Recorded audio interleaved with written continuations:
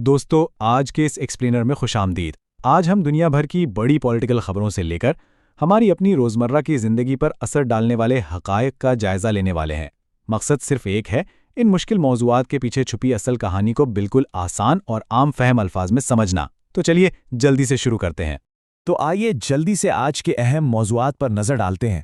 پہلے ہم بات کریں گے عالمی کشیدگی اور حج کی، پھر سفارتکاری اور موسمیاتی بحران، اس کے بعد بجٹ اور ٹیکسیشن، اور آخر میں مقامی خبریں اور معاشرہ۔ پہلا حصہ ہے عالمی کشیدگی اور حج۔ ایک طرف روحانیت کا مرکز جہاں دنیا بھر کے مسلمان متحد ہیں، اور دوسری طرف عالمی سطح پر عسکری کشیدگی۔ یہ دونوں مختلف مناظر آج کی دنیا کی کشمکش کو واضح کرتے ہیں۔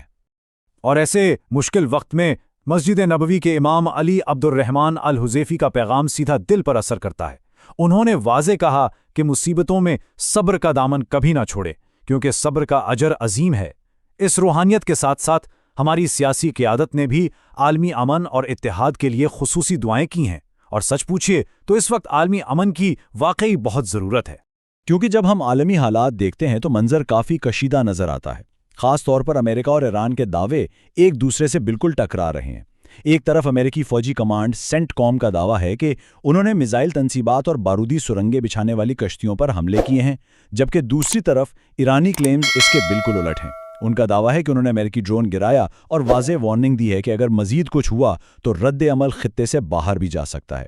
یہاں ہم ان بیانات کو صرف آمنے سامنے رکھ رہے ہیں تاکہ اس عالمی ٹکراؤ کی حقیقت کو سمجھا جا سکے۔ خیر، ان سب کے باوجود ڈپلومیٹک راستے ابھی پوری طرح بند نہیں ہوئے۔ امریکی وزیر خارجہ مارکو روبیو کے مطابق معاہدے کا امکان ابھی بھی موجود ہے اور قطر میں مذاکرات چل رہے ہیں، لیکن انہوں نے ایک بات واضح کر دی ہے کہ آبنۂ ہارمز کو ہر حال میں کھلا رہنا پڑے گا، اور اب فورن بیسز کے ڈھال بننے کا سلسلہ ختم ہونا چاہیے۔ وہیں دوسری جانب دیکھیں تو ایرانی سپریم لیڈر آیت اللہ خامنئی نے اپنے حج پیغام میں اس پوری سچویشن کو بالکل مختلف انداز سے پیش کیا ہے۔ ان کے مطابق ایران نے امریکہ کو سخت جواب دیا ہے اور دشمن کے اہداف ناکام بنا دیے ہیں، تو دونوں سائٹس کے اپنے اپنے واضح اور مضبوط مواقف ہیں۔ چلیے اب آگے بڑھتے ہیں۔ دوسرا حصہ ہے سفارتکاری اور موسمیاتی بحران۔ یہاں ہم عالمی جنگجوئی سے ہٹ کر ان مسائل کی بات کریں گے جو خاموشی سے ہمارا مستقبل بدل رہے ہیں۔ اس مقصد کے لیے پاکستان کی ڈپلومیٹک کوششیں عالمی سطح پر لگاتار جاری ہیں۔ نائب وزیر اعظم اسحاق ڈار نیو یارک کے 3 روزہ دورے پر ہیں، جہاں وہ اقوام متحدہ کی سلامتی کونسل کے اعلیٰ سطح اجلاس میں شرکت کر رہے ہیں۔ اس کی صدارت چین کر رہا ہے اور بنیادی مقصد عالمی امن اور UN کے نظام کو بہتر بنانا ہے۔ اب یہ ڈپلومیسی اہم کیوں ہے؟ کیونکہ جس بحران کا ہم سب سامنا کر رہے ہیں وہ انتہائی سنگین ہے۔ یہ 1% کا عدد دیکھیں۔ ذرا سوچئے، پاکستان کا عالمی کاربن ایمیشنز میں حصہ 1% سے بھی کم ہے، پھر بھی کلائمیٹ چینج اور شدید سیلابوں سے سب سے زیادہ متاثر ہونے والے ممالک میں ہم آگے ہیں۔ یہ واقعی ایک کڑوی اور غیر منصفانہ حقیقت ہے جس کا بوجھ عوام اٹھا رہی ہے۔ اور اس حقیقت کو وزیر موسمیاتی تبدیلی مصدق ملک نے دوشنبے کی واٹر کانفرنس میں بالکل کلیئر کر دیا۔ انہوں نے نہ صرف ہمارے سیلابوں کا ذکر کیا بلکہ واضح طور پر اشارہ کیا کہ بھارت مسلسل سندھ طاس معاہدے کی خلاف ورزی کر رہا ہے۔ اس کے ساتھ انہوں نے ایک بہت بڑے عالمی مسئلے کی طرف توجہ دلائی کہ دنیا میں 2 ارب لوگ ایسے ہیں جنہیں پینے کا صاف پانی دستیاب ہی نہیں۔ مطلب پانی کا بحران کسی آنے والے کل کا نہیں بلکہ آج کا مسئلہ بن چکا ہے۔ اب آتے ہیں تیسرے حصے پر، بجٹ شارٹ فالز اور ٹیکسیشن۔ چلیے دنیا سے واپس اپنے ملک کی طرف آتے ہیں۔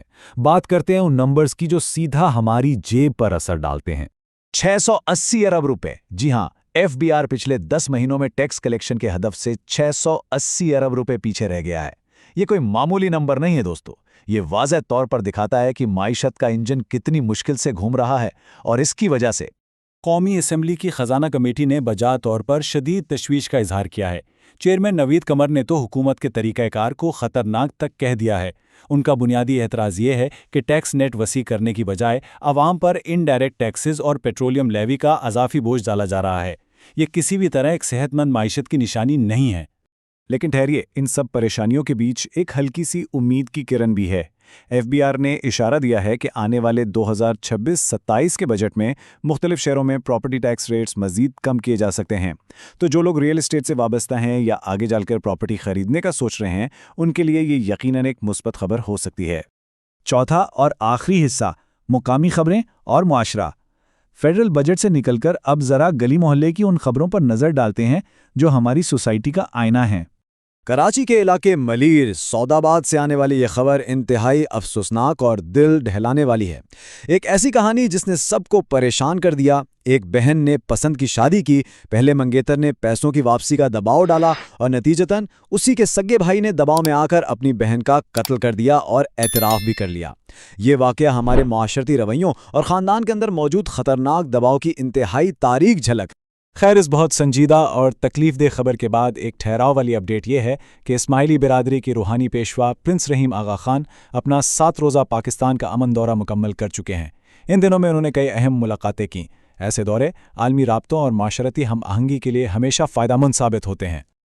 और बस इस एक्सप्लेनर को यहीं समेटते हैं, लेकिन जाने से पहले चूंकि ईद उल अज़हा बिल्कुल सर पर है और पूरे मुल्क में तैयारियां उरूज पर हैं, तो सोचिए ज़रूर कि इस साल हम अपने कुर्बानी के जानवरों की हिफाजत और देखभाल कैसे करने वाले हैं।